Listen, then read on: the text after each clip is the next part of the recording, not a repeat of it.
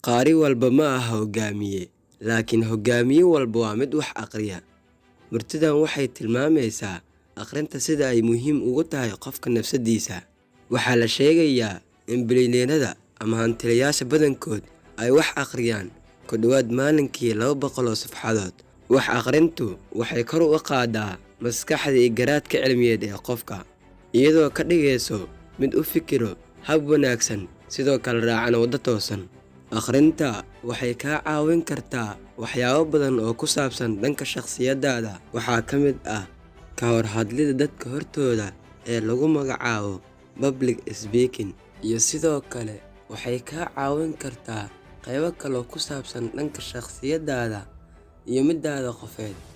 Muuqaalkeena waxaan kaga faalloon doonaa ama aan kaga hadli doonaa ciwaan ku saabsan dhanka waxbarashada. Halqabsigeena ayaa ah tabin iyo tusaale iyo tusmo xooggan ayaad ka helaysaa channelkan. Waxaan rajaynayaa inuu muuqaalkan ku qancin doono oo aad ka bogan doonto insha Allah.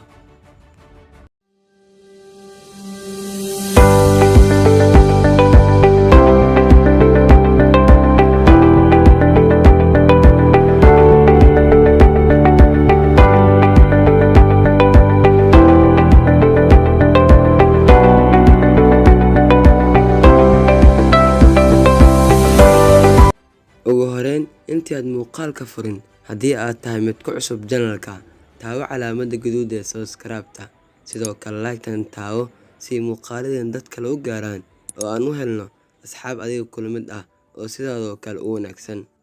Aan u gudagalno muuqaalkeena.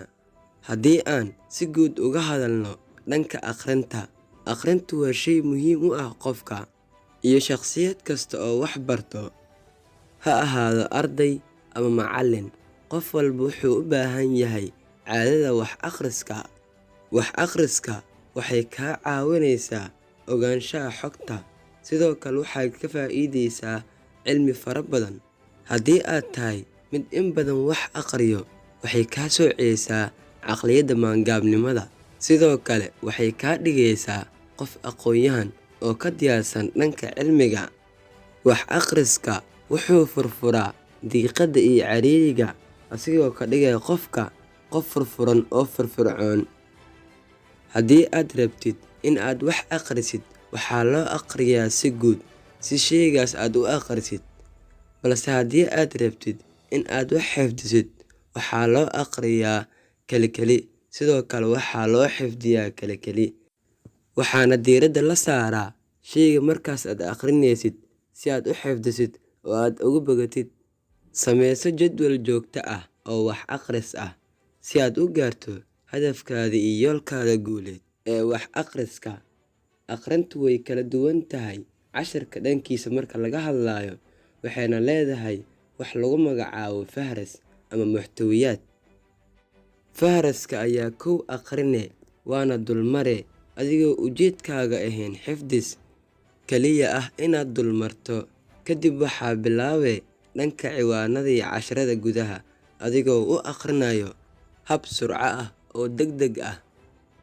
Inaad u akhriso qaabka surcada ama degdega waxay kaa caawinaysaa inaadan casharka ka caajisin, waxaadna noqonaysaa mid la jaan qaadi karo isla waqtigaas oo firfircoon.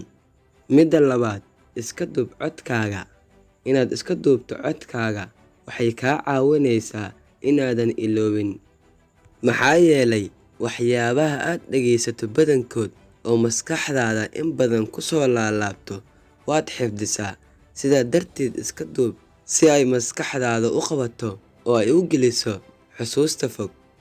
Nambar 3, jimicsiga. Jimicsiga wuxuu qayb weyn ka yahay maskaxda iyo garaadka qofka, asigoo kor u qaado habfahanka qofka. Inaad exercise sameyso waxay kaa caawinaysaa furfuridda maskaxda iyo inaad yeelato markaas maskax firfircoon oo qaabili karto wax walba oo lagu shubo. Nambarka 4, badinta kula celinta. Badinta kula celinta iyo joogteynta waa caadada ugu muhiimsan ee qofka wax akhrinaya looga baahan yahay, maxaa yeelay shayga haddaad in badan joogteyso oo aad badiso ku celcelintiisa, way adkaanaysaa inuu si fudud kaaga baxsado. waxaa jiro wax lagu magacaabo xusuusta dhow iyo xusuusta fog.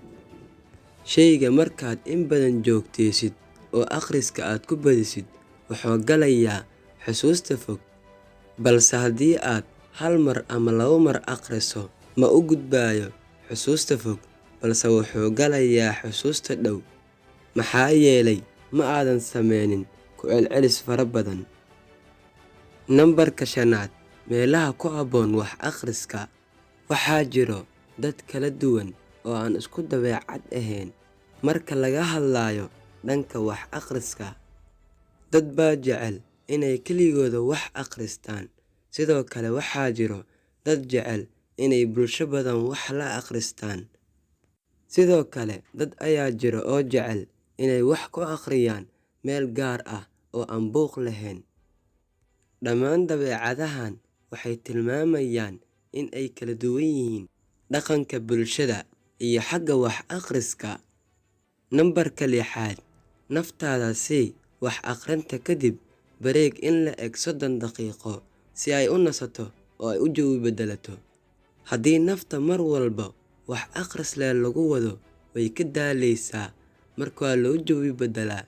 Marmarka qaarkood waxaa la siiyaa waxyaabo ay ku madadaasho si ay dib ugu soo xiisto dhanka wax akhrinta. Nambarka 7, waqtiyada wax la akhriyo.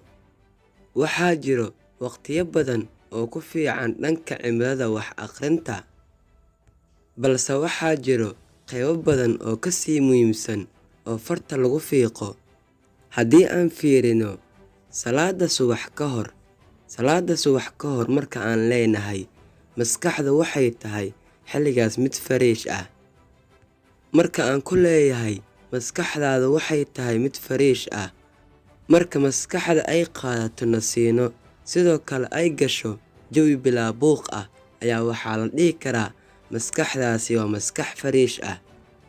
Waxayna diyaar u noqon kartaa in ay wax qaabisho oo ay wax xifdiso, maxaa yeelay wax buuq ah kuma furno maskaxda.